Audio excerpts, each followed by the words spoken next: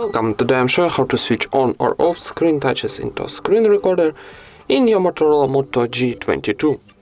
First of all, open your top navigation bar and find here this button, screen recorder. If you don't have this button here, press to pencil for add, then scroll down and find this button here in this block, and then, for example, I want to add hotspot, this button.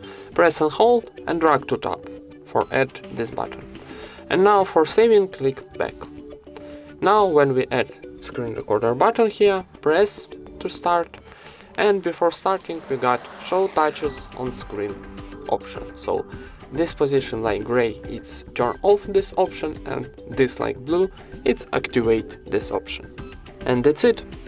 Thank you for watching, leave thumbs ups and subscribe to our channel.